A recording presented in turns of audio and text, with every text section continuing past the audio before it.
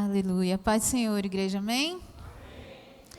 Eu louvo ao Senhor pela oportunidade e pela graça que Ele nos dá para subir aqui todas as vezes que Ele nos convida, né? Porque o convite primeiro vem da parte do Senhor, quando toca no coração do pastor, aqueles que Ele sente de chamar. E é uma responsabilidade muito grande, irmãos, porque eu gosto muito de ministrar aulas, ministrar discipulado. O pastor bem falou, o dom de mestre. Mas pregar também se faz necessário para aqueles que são chamados pelo Senhor. E mesmo que, às vezes, a gente não se sinta tão capacitado assim, ou não, muitas vezes, no melhor dia para ministrar, o Senhor, Ele, com a sua graça, nos capacita. Eu digo isso porque, quando o pastor me convidou, eu estava super bem, estava super animada, eu aceitei logo de primeira. E eu já tinha várias mensagens, mas eu gosto sempre que o pastor me convida, eu pedi ao Senhor, Senhor, o que o Senhor quer falar? E a canção de hoje combinou muito com a mensagem que eu vou trazer. Eu estava, inclusive, na escala do louvor com o Arthur, com o Axel, mas eu disse para eles, olha, eu vou ministrar a palavra, então não vou louvar. Mas eles já tinham escolhido as canções e Deus me deu uma mensagem que casou muito com as canções. E eu queria que você repetisse a frase de uma dessas canções aqui, antes da gente começar, que é, para Deus, você diga assim nessa noite, meu coração quer ouvir o teu falar. Amém? Se o seu coração quiser ouvir, de fato, Deus falar, Ele vai falar com você aí onde você está. Amém? E como o pastor bem mencionou, não a Esther, mas aquilo que o Senhor quiser falar. E quando eu pedi a palavra ao Senhor, rapidamente Ele me veio com o texto em questão, que é o texto que a gente vai abrir aqui. Eu queria que você abrisse no livro de Hebreus, no capítulo 12. Quinta-feira, tivemos aqui uma mensagem espetacular, abençoada da parte do Senhor, através do diácono Francisco. Ele também ministrou em Hebreus. E ali, eu percebo que quando Deus quer falar algo, Ele não fala só uma vez, irmãos. Ele continua falando durante a semana, naquele mesmo tema, naquele mesmo tópico. Ele chama a atenção da gente para os mesmos textos que falam as mesmas coisas. E nos dá experiências, inclusive, com relação àquilo que Ele está querendo falar, né? E quando eu vi algumas coisas acontecendo essa semana, não diretamente comigo, mas com pessoas que eu me importo, com pessoas que eu amo, Deus trouxe essa mensagem. E eu sei que todos nós aqui vamos ser muito edificados, porque essa mensagem sempre vem primeiro para o pregador ou para a pregadora, mas também para a igreja como um todo. Então, eu queria que você abrisse a sua Bíblia no livro de Hebreus, capítulo 12, eu creio que já abriram. Amém? E eu vou usar aqui a NAA, não sei se você consegue mudar aí. Eu também sou muito assim de não conseguir dar muitos títulos às mensagens, mas eu queria falar exatamente sobre o tema principal dessa carta de Hebreus aqui, essa parte aqui da disciplina do Senhor. Quando a gente fala disciplina, sobre disciplina, não é muito agradável de ouvir, né? A maioria de nós não quer ser disciplinado. A maioria de nós não quer ser corrigido. Isso é um fato. Quem diz assim, eu amo a correção do Senhor, é porque, de fato, já entendeu o que ela significa. Mas muitos de nós não gostamos da disciplina. Não gostamos de passar lutas, não gostamos de passar tribulações. Não é verdade? E muitas vezes a gente nem sabe, irmãos, que estamos passando por disciplina do Senhor. Muitas vezes a gente está passando por situações na nossa vida que a gente nem imagina que é o agir de Deus para que a gente venha ser, de fato, corrigido em alguma área que a gente ainda não percebeu, que a gente ainda não abriu a visão para entender que precisa mudar, que precisa dar um start, que precisa mudar a rota de fato, né? Então, muitos não gostam de falar de disciplina, de correção, principalmente num mundo como o nosso, né? Que a gente sabe que é um mundo onde tudo pode, Você é livre para fazer o que você quer, a hora que você quer, você não tem que dar satisfação para ninguém. Isso é o que o mundo prega. Mas o que a palavra de Deus prega é totalmente o oposto. Eu gosto até de mencionar que a palavra de Deus é a palavra dos contrários, né? É tudo ao contrário. Tudo ao contrário do mundo, irmãos. É tudo ao contrário. Quando o mundo te disser para fazer uma coisa, já questione, porque a Bíblia já fala diferente, né? E muitas vezes a gente tem a ideia de disciplina como algo ruim, como algo que, não, Deus está me punindo, o que será que eu fiz de tão ruim para eu passar por essa mesma situação sempre? O que será que eu fiz de tão ruim para Deus estar me punindo com essa situação de novo? Mas a gente vai aprender no dia de hoje, nessa noite, qual é o propósito, irmãos, dessa disciplina muitas vezes.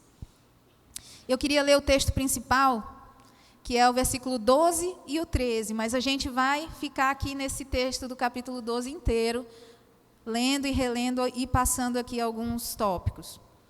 O versículo 12 diz assim: por isso, levantem as mãos cansadas e fortaleçam os joelhos vacilantes. Façam caminhos retos para os seus pés, para que o manco não se desvie, mas que seja curado. Amém? Que seja curado. Aí já está uma das respostas do propósito da disciplina, mas a gente vai ver aqui um pouquinho do que o Senhor falou ao meu coração, através de alguns tópicos que a gente vai lendo mesmo no próprio texto.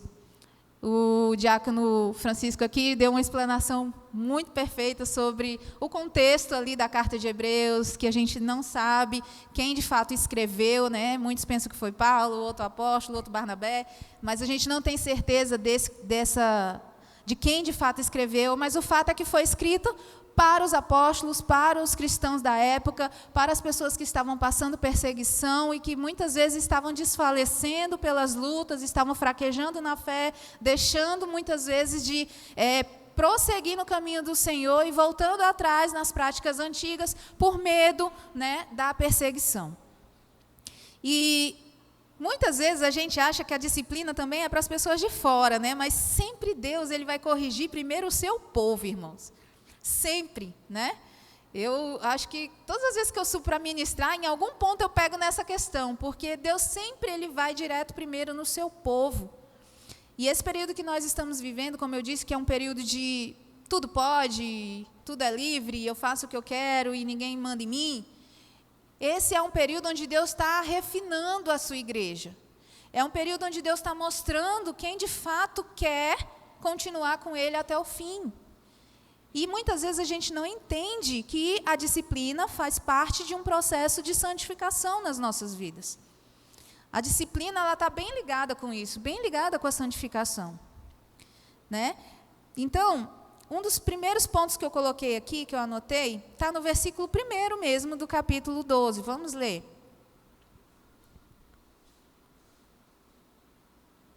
Primeiro, portanto, também nós, visto que temos a rodear-nos tão grande nuvens de testemunhas, livremo-nos de todo o peso do pecado que tão firmemente se apega a nós e corramos com perseverança a carreira que nos está proposta.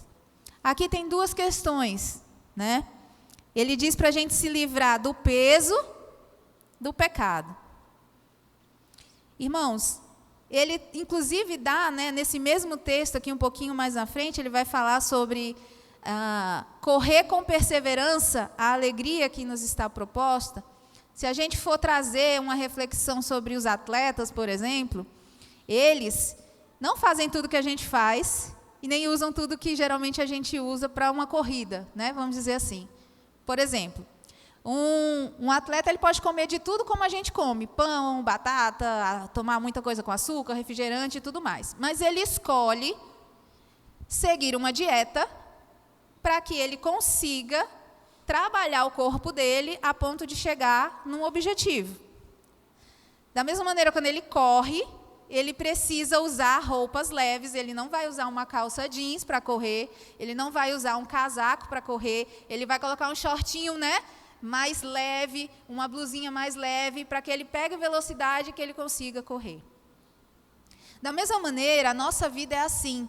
Deus quer nos ensinar que para a gente seguir um processo de santificação até a sua volta, a gente precisa remover tudo aquilo que atrapalha a nossa caminhada, tudo aquilo que atrapalha a nossa corrida de fé. Amém? Então, tudo que atrapalha, a gente precisa tirar.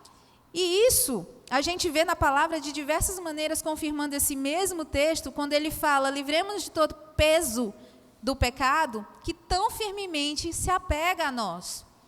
Muitos cristãos ainda carregam com si, muitas vezes, o peso da culpa, o peso do passado, o peso dos traumas, o peso de muitas coisas que ainda estão ali, junto com eles mesmo, na caminhada cristã.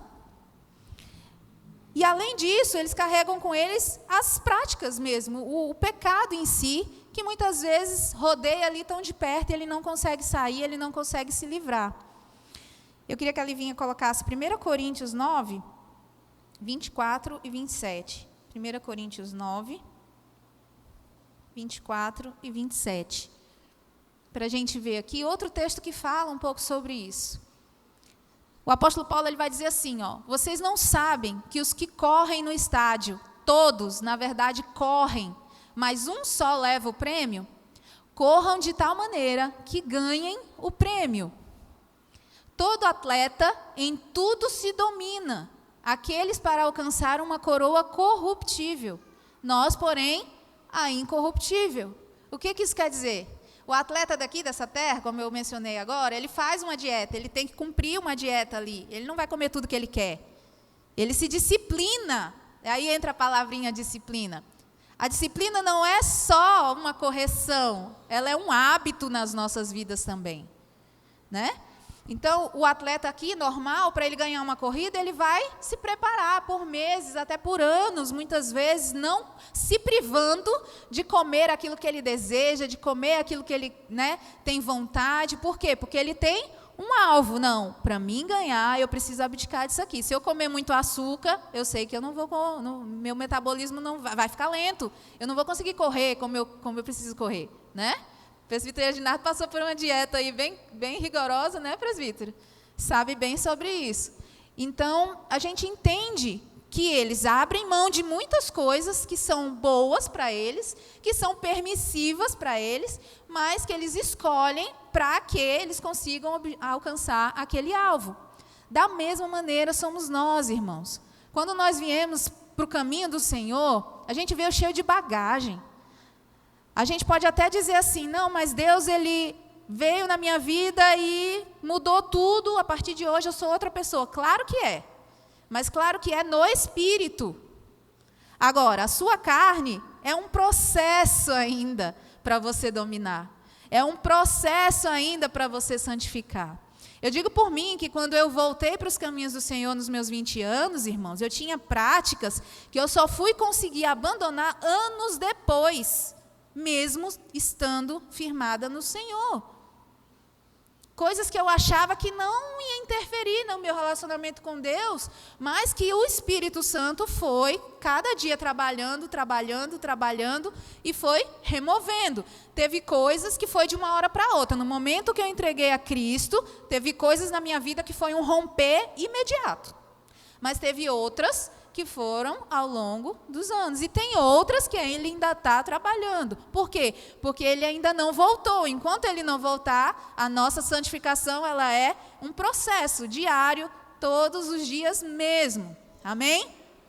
Então, a disciplina ela nos ajuda nisso, a entender que existe um caminho, que existe uma meta que a gente está atrás, que é estar com o Senhor um dia, mas que a gente precisa, de fato, muitas vezes abnegar aquilo que não é para nós, aquilo que de fato não está nos deixando caminhar, é peso. Alguém aqui já assistiu O Peregrino, o filme? Ou leu o livro? Poucas pessoas?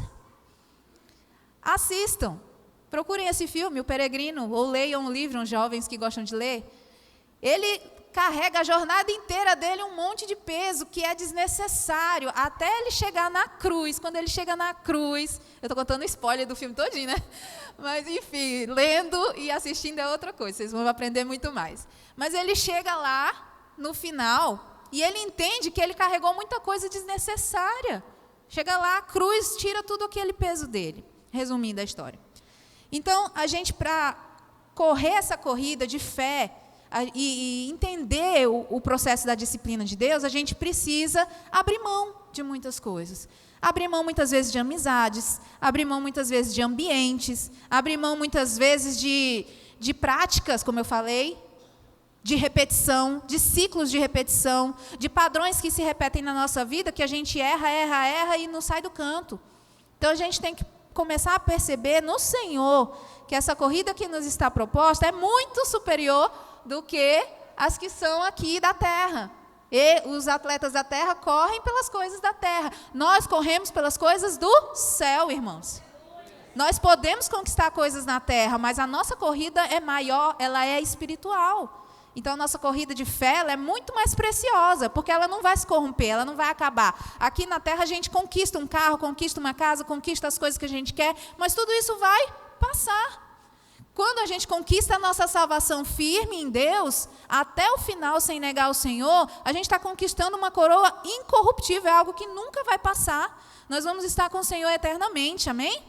E isso é mais precioso do que tudo. Isso é mais precioso do que tudo.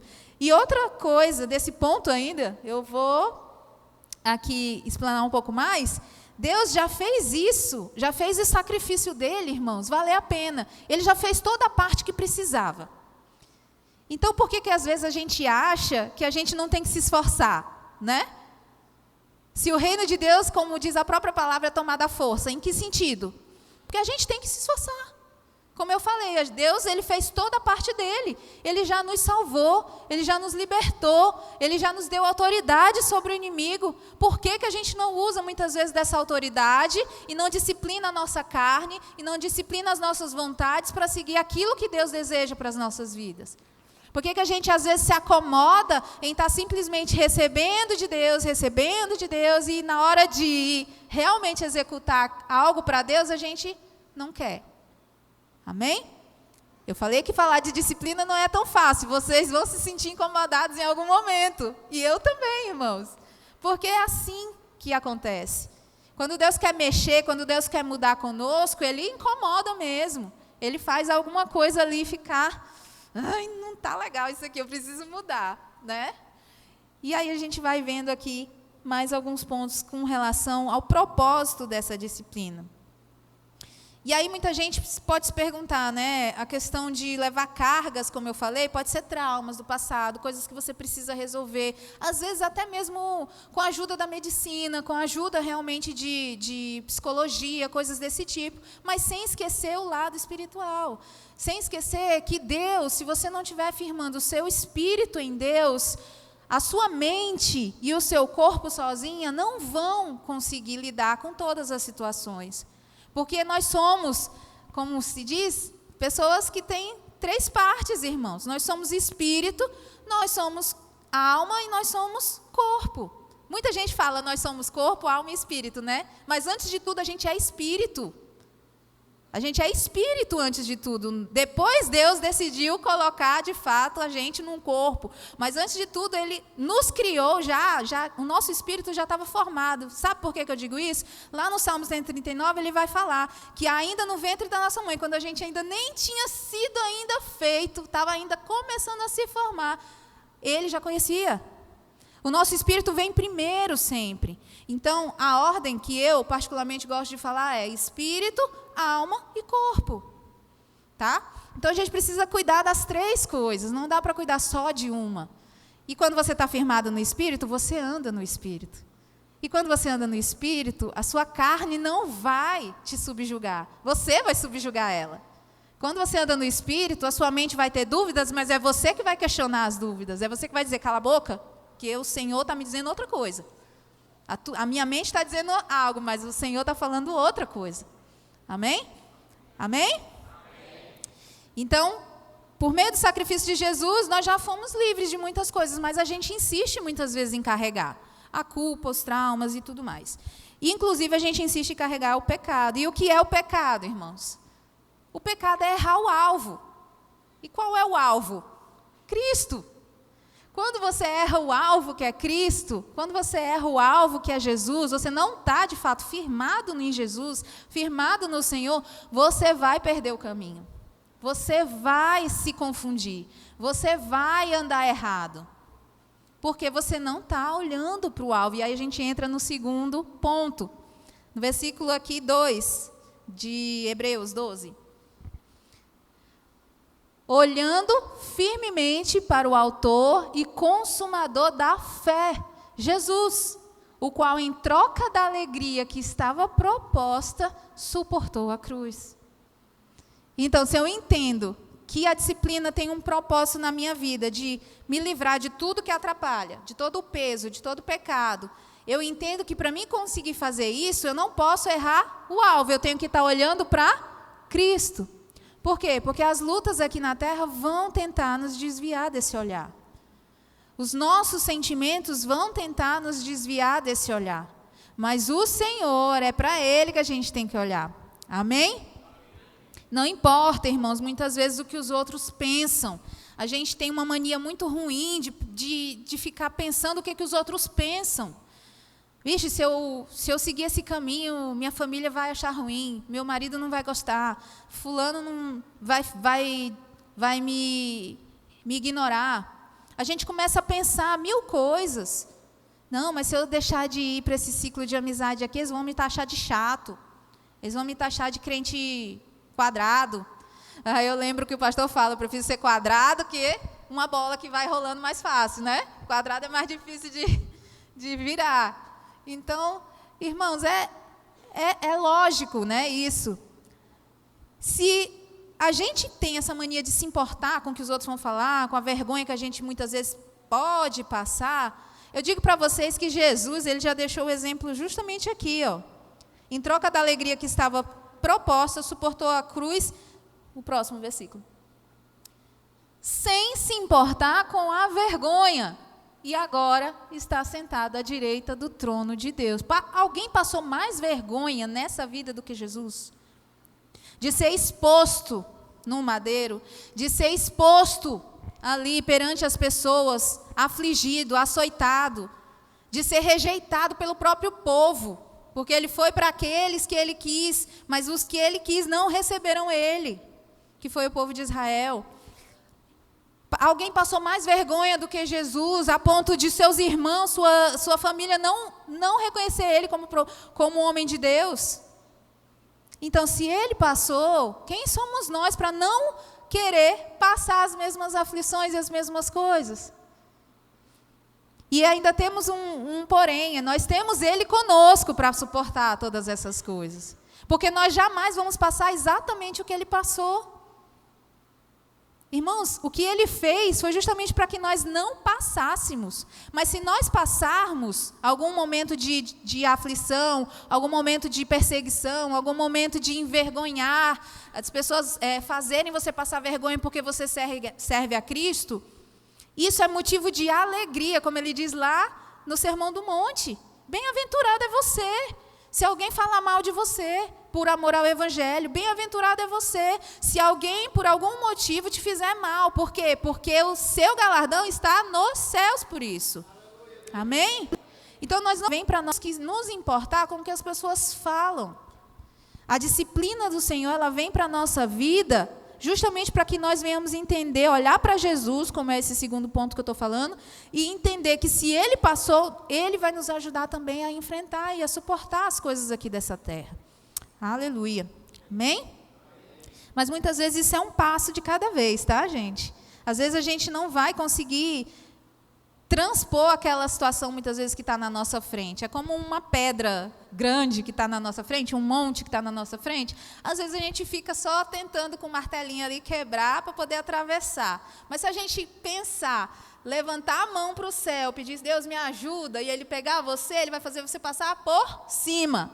Você não precisa quebrar, porque Ele já tem toda a força. Ele vai pegar você e vai te transportar para o outro lado. Vocês estão me entendendo?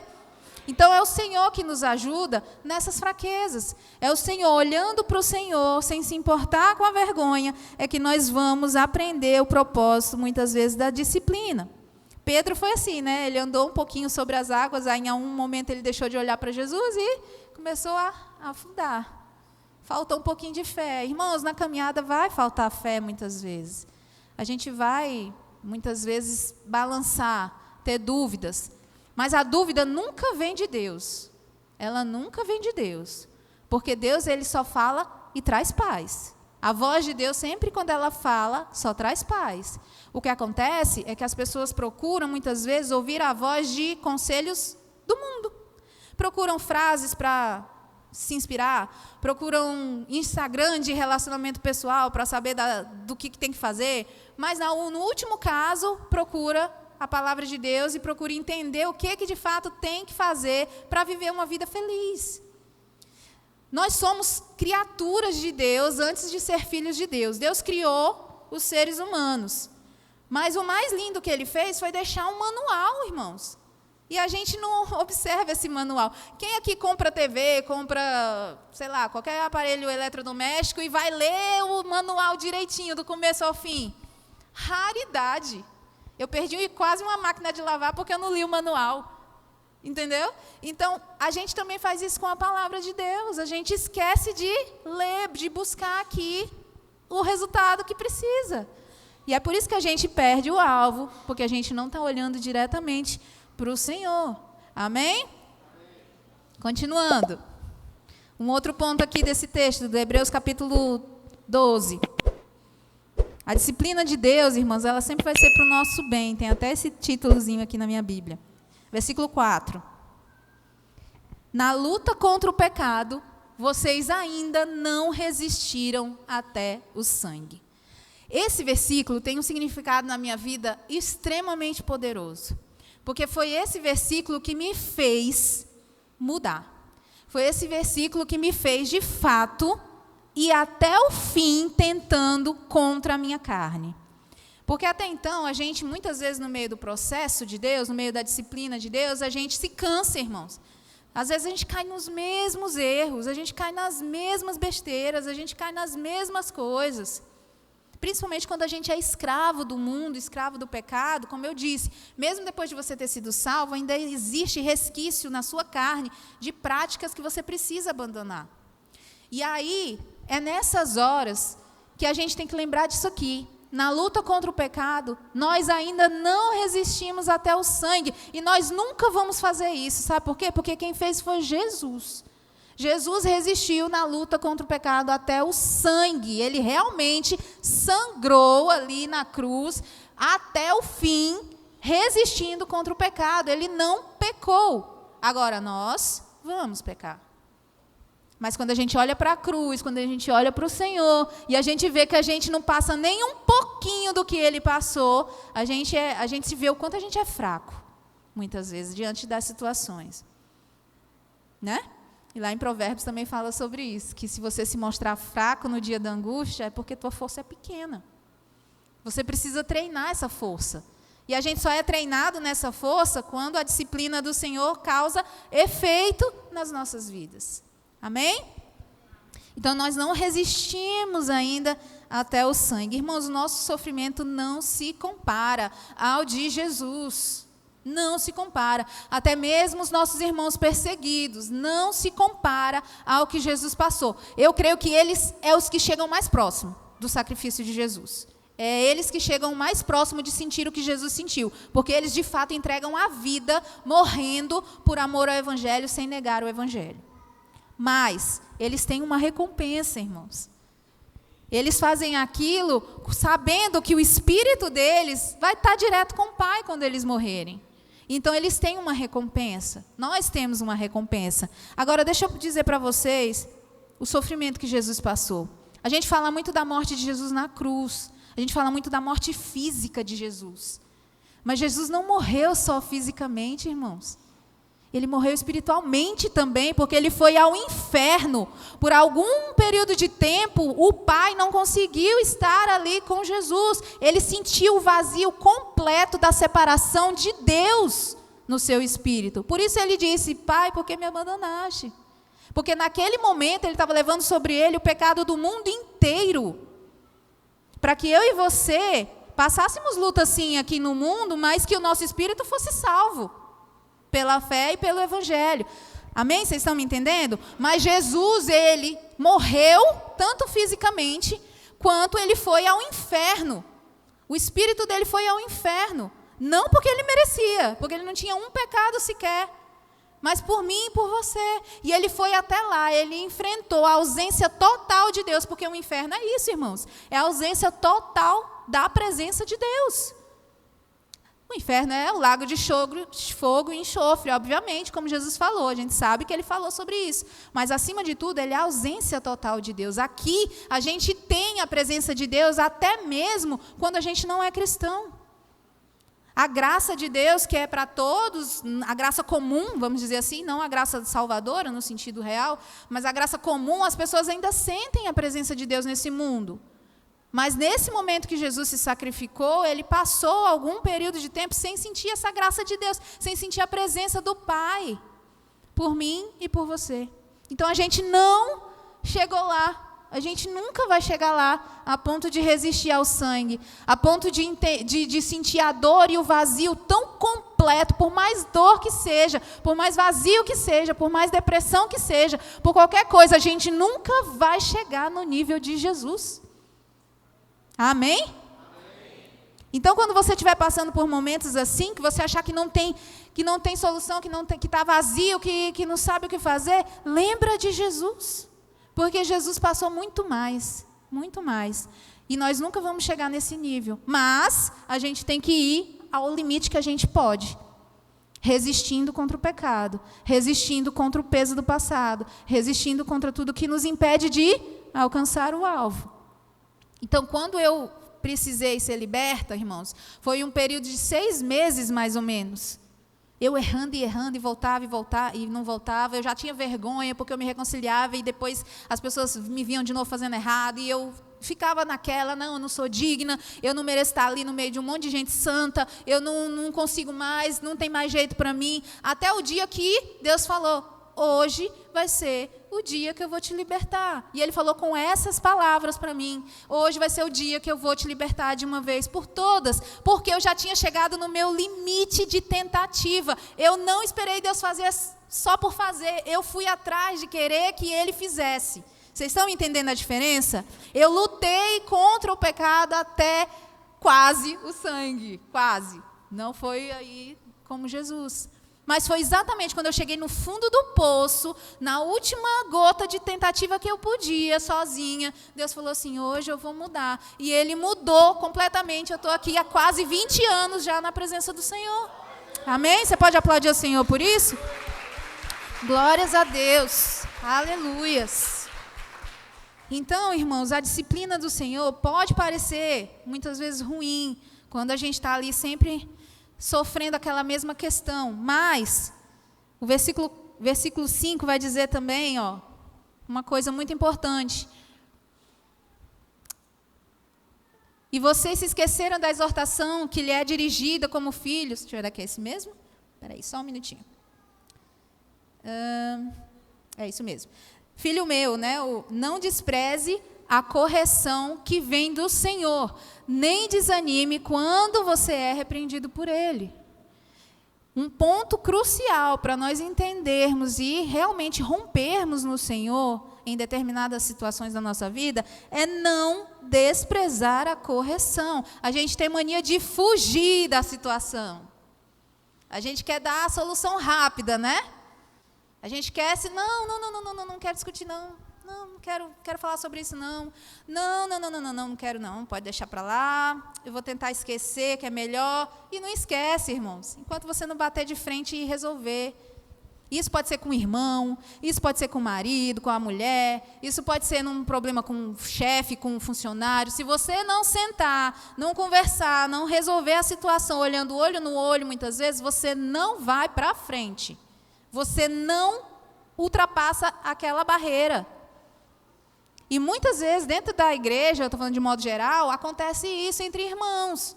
Por que tanta gente sai da igreja? Porque não resolve as questões entre si. E é tão simples, irmão. Não é fácil de aprender isso, mas quando você aprende, é tão simples. Irmão, peraí, não falei com esse sentido não, né? Irmão, não entende errado não, né? Por quê? Porque a gente tem que se resguardar, a gente tem que tomar o cuidado para não ferir somente ao irmão, mas também não a Deus, né? A gente vai até falar um pouquinho sobre isso também. Mas não desprezar a correção é um dos pontos cruciais para que haja cura, para que haja libertação, para que haja renovo na nossa vida. Outra coisa que ele fala sobre não desprezar a correção está em 1 Coríntios, capítulo 11, do 31 ao 32. Quando Deus começa a falar sobre algo, é legal a gente sempre buscar outras referências na palavra, porque ela vai completar tudo que a gente está vendo, né? Porque é inclusive o texto da Santa Ceia, né? Porque se julgássemos a nós mesmos, não seríamos julgados. Mas, quando julgados, somos disciplinados pelo Senhor para não sermos condenados com o mundo. Não desprezar a disciplina do Senhor é, muitas vezes, você parar e refletir se realmente precisa julgar algo dentro de você que precise mudar. E esse é um ponto que, muitas vezes, a gente não faz. A gente joga a culpa para o outro, a gente joga a situação sempre para o lado de lá. Não, mas eu fiz isso porque aconteceu isso antes. Não, mas eu reagi assim porque fulano fez assim. Não, mas eu vinha numa sequência de estresse e por isso eu estourei. Mas se você tivesse vindo numa sequência do Espírito, você tinha suportado. Você não tinha explodido. Amém? Então, a gente culpa muito as situações, a gente joga a culpa nos outros, mas, na verdade, a gente tem que julgar nós mesmos, a gente tem que fazer como está aqui. Não é só na Santa Ceia, não, irmãos. Não é só na Santa Ceia que a gente tem que fazer isso, não. É todos os dias.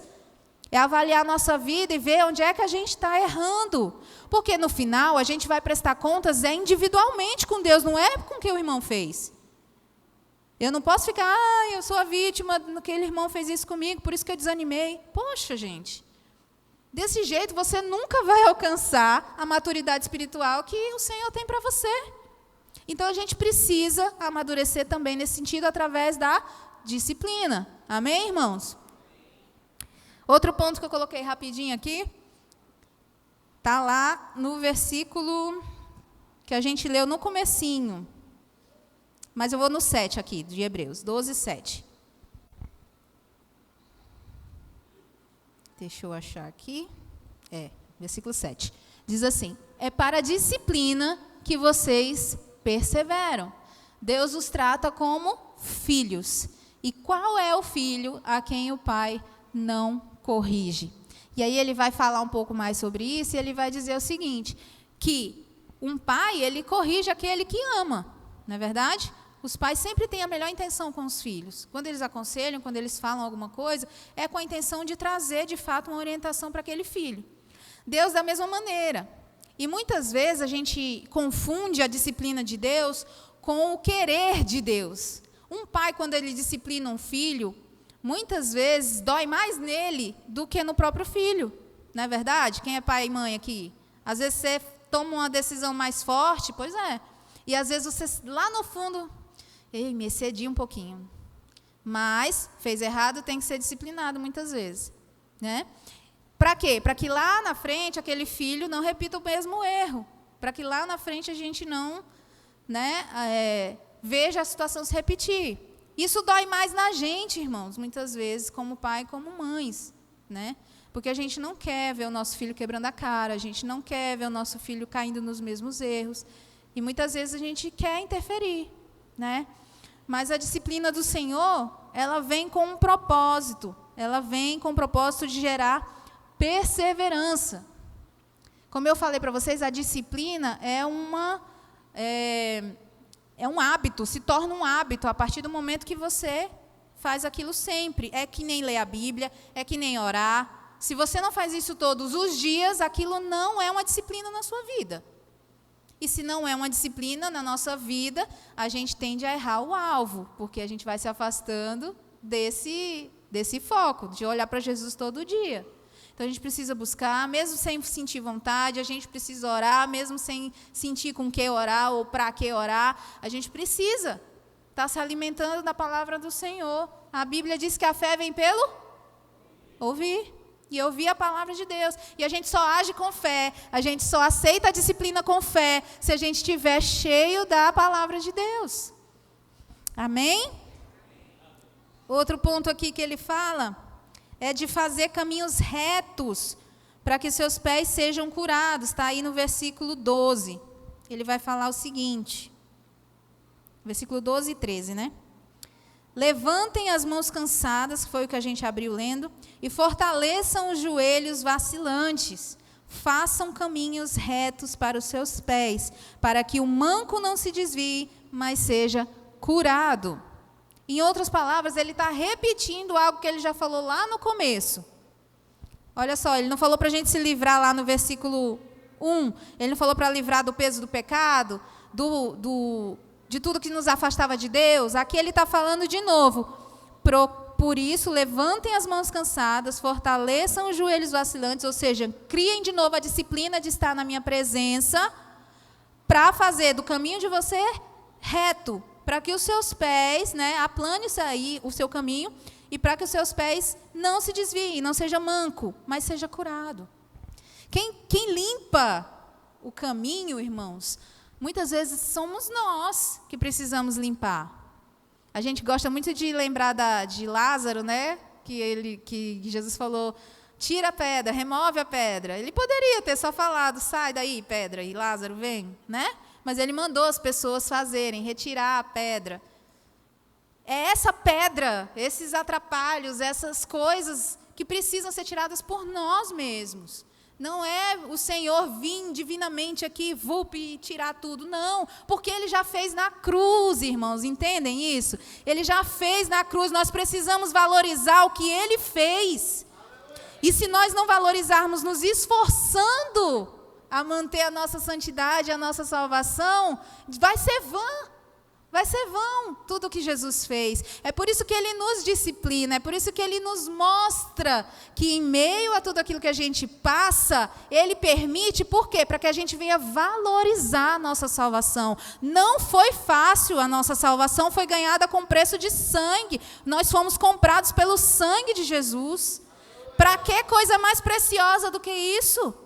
E a gente não valorizar. Quando a gente despreza a disciplina, quando a gente não remove as pedras, quando a gente não aplana o caminho da gente, quando a gente não quer, de fato, viver uma vida reta, a gente está desprezando esse sacrifício, a gente está, de fato, não valorizando aquilo que Jesus fez na cruz. Amém? Então, nós temos que fazer caminhos retos para os nossos pés, para que nós sejamos curados, irmãos, para que nós sejamos curados. E outra coisa que me chamou muita atenção nesse texto, esse versículo aqui falou muito ao meu coração, versículo 14. Diz assim, procurem viver em paz com todos e busquem a santificação, sem a qual ninguém verá o Senhor. 15. Cuidem para que ninguém fique afastado da graça de Deus, e que nenhuma raiz de amargura brotando cause perturbação, e por meio dela muitos sejam contaminados. Só até aí. O que me chamou mais atenção nesse versículo aqui foi a frase que está no 15. Cuidem para que ninguém fique afastado da graça de Deus. Irmãos, muitas vezes nós privamos as outras pessoas de chegarem à graça de Deus, com as nossas atitudes, com o nosso orgulho, porque em vez de perdoar, como Jesus falou, a gente ignora. E essa pessoa, em vez de ver Jesus em nós, aleluia, em vez de ver Jesus em nós, ela está vendo o orgulho, ela está vendo a dureza, e ela, em vez de receber a graça de Deus através das nossas vidas, ela se fecha para o Evangelho.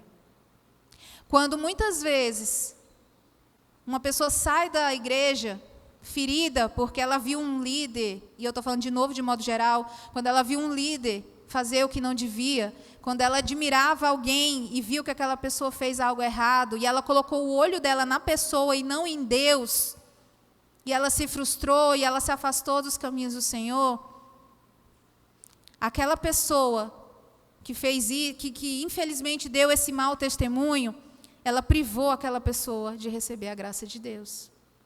Nós temos uma responsabilidade tão grande, irmãos, não só com as nossas vidas. A nossa salvação ela é individual, isso é fato. Mas a nossa caminhada de santificação tem um grande peso na vida das pessoas.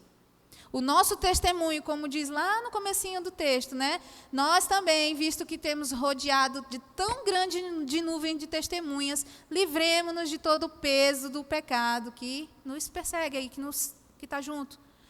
É quando a nossa vida muda, é quando a nossa vida se transforma, quando nós executamos de fato aquilo que Deus está fazendo em nós, quando a disciplina causa efeito em nós, as pessoas lá fora e até dentro de casa, principalmente, elas vão ver que o Evangelho é real. Elas vão ver que Jesus ainda fala. Elas vão ver que Jesus habita na minha vida e habita na sua vida. E é nessa hora que a graça de Deus se estende sobre elas. Então, nós temos uma responsabilidade muito grande, não só com as nossas vidas, mas com a vida de outras pessoas também. Então, esse texto me chamou muita atenção mesmo, porque eu fiquei pensando, quantas vezes, né, justamente acontece isso, raiz de amargura nos casamentos, nos relacionamentos, e aquela amargura contamina as outras pessoas. Porque se a pessoa está amargurada e não libera o perdão, por mais que a outra queira chegar, muitas vezes, para se desculpar, ou para querer consertar, ou para querer fazer a coisa dar certo, pela outra estar amargurada e dura e não querer, a outra não vai mais atrás. A outra, muitas vezes, se fecha também. Amém? Então, nós temos uma responsabilidade muito grande. Irmãos, eu sempre penso assim, se você foi perdoado por Jesus, não negue perdão a ninguém nessa vida. Você não pode, porque a própria palavra, Jesus mesmo disse, que se você for orar e você não tiver perdoado seu irmão, suas orações não vão ser respondidas. Não vão ser.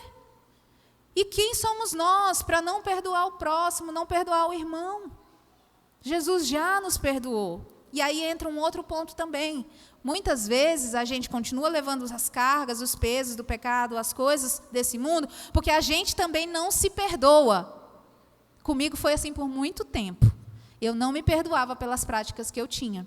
E por muito tempo, mesmo dentro da igreja, até mesmo no meu relacionamento com o Eduardo, a gente já testemunhou isso aqui, que eu levava uma culpa muito grande pelo meu passado, que Jesus já tinha pagado, que Jesus já tinha tirado, mas eu levava uma culpa que era absurdamente grande dentro de mim. Então, muitas vezes, a gente também tem que olhar e perceber, Deus já me perdoou. Se eu entreguei a vida a Ele, de fato, se eu estou tentando viver uma vida de santidade, se eu já não amo mais aquelas práticas, se eu já não quero mais viver naquilo, e eu estou me esforçando para manter a santidade, Jesus me ama, Deus me ama, Ele me perdoou. E a própria palavra fala que Ele lança os nossos pecados num mar do esquecimento. Se Ele não lembra, por que que a gente fica lembrando? Por que que a gente fica lembrando? Né? Então, a gente tem que pedir para Deus remover essa culpa de uma vez por todas, mas acima de tudo é a gente decidir que essa culpa vai embora da nossa vida, porque se Ele perdoou, nós somos perdoados nele, amém? Mas o perdão requer também uma disciplina, você requer ainda uma caminhada longa na presença do Senhor, amém? Vamos aqui que já está indo para o final. No versículo 28 e 29, ele vai falar assim, ó. 28 e 29. Por isso, recebendo nós um reino inabalável, retenhamos a graça, a tão maravilhosa graça de Deus, pela qual sirvamos a Deus de modo agradável, com reverência e temor. Porque o nosso Deus é um fogo consumidor. Ele te salvou, Ele te libertou, Ele te deu a graça, mas não torna isso em desgraça na sua vida, não, fazendo as mesmas coisas, não. Porque se você continuar no mesmo erro, vai virar desgraça. Porque Deus é um fogo consumidor. Ele tem zelo pelas nossas vidas. Ele é um fogo consumidor no sentido de purificar o pecado, quando nós nos achegamos a Ele. Mas Ele também é um fogo consumidor, que eu já até mencionei uma vez que eu estava ministrando, que é Ele quem recebe o sacrifício. Nós, irmãos, somos o sacrifício vivo, como o próprio apóstolo Paulo fala. Nós somos o sacrifício vivo. Quando a nossa vida está, de fato, agradando a Deus, o fogo consumidor de Deus vem e consome aquele sacrifício, recebe aquele sacrifício. No Antigo Testamento era assim que era feito, né? Eram feitos os sacrifícios, e quem que acendia o fogo? Não eram as pessoas, era o fogo que vinha do céu e consumia o holocausto. Era o fogo que vinha de Deus e consumia e recebia a oferta. Da mesma maneira hoje, somos nós um sacrifício vivo. São as nossas práticas, as nossas buscas a Deus, a nossa santidade ao Senhor, que é o sacrifício vivo que Ele procura. Quando nós agradamos ao Senhor, Ele é um fogo consumidor para consumir tudo que não presta de nós, toda impureza, mas receber a parte boa de nós, o sacrifício vivo, a nossa adoração, a nossa honra, a nossa vontade de glorificá-lo. Amém? Então nós temos que valorizar. Eu creio que a palavra maior da disciplina aqui é valorizar a disciplina, porque ela vai fazer toda a diferença na nossa vida. Por quê? Porque nós recebemos um reino inabalável, 28. Para que a gente retenha essa graça. Para que a gente retenha essa graça e a gente continue nos caminhos do Senhor, fazendo aquilo que lhe agrada, sendo santos porque Ele é santo. Amém? E para concluir, irmãos, mesmo que a gente não se sinta assim, muitas vezes, mesmo que a gente se sinta, como eu falei, às vezes cheio de culpa, às vezes cheio de mágoa, às vezes cheio de tanto peso, tanta coisa, a boa nova do Evangelho, né? É que justamente essa graça, irmãos, ela nos capacita a passar por essa disciplina. Quando você pede ao Senhor e diz para Ele, Deus, eu não estou entendendo por que eu estou passando determinada situação, por que o Senhor permitiu isso acontecer na minha vida, mas eu aceito essa disciplina, me mostra o que vai acontecer se eu de fato entender isso aqui, me mostra o que tem lá na frente. Deus não vai mostrar tudo na hora, Ele vai mostrar passo a passo. São passos de fé que a gente dá muitas vezes, irmãos. Deus pede uma coisa e você faz. Daqui a pouco Ele vai pedir outra e você faz. Eu estava lembrando da cena do filme do Indiana Jones, bem antiga, que tem um momento lá que ele tem que pisar, né? Tem um espaço gigante, assim, um abismo, e a prova dele lá é que ele tem que pisar sem ver. Não tinha nada, era um buracão lá. E ele, para atravessar para o outro lado, ele tinha que pisar lá. Quem é mais antigo que assistiu isso aqui? Amém. Né? E ele tem que pisar. E quando ele de fato... E ele fica com dúvida na hora. E ele fica... Aí ele lembra... Nossa, é um passo de fé. Né? E aí quando ele de fato bota o pé, a ponte vai e abre. E ele começa a ir. Então é da mesma maneira, muitas vezes. Deus vai falar para você, filho, aguenta um pouquinho mais. Suporta um pouquinho mais. Espera um pouquinho mais. Ok, chegou até aqui, agora você muda a rota, tira isso aqui, deixa isso aqui, aí você vai e faz, e obedece pela fé. Daqui a pouco Ele te dá outra instrução. Quando você vê, você já está curado, já está libertado, você já está com a graça de Deus sobre a sua vida abundante, feliz no Senhor, por saber que tudo que você estava enfrentando, passou. E tudo nessa vida passa, irmãos. Tudo nessa vida passa. Só não passa as palavras do Senhor. Amém? Vamos ficar de pé em nome de Jesus. Queria convidar o pastor para vir.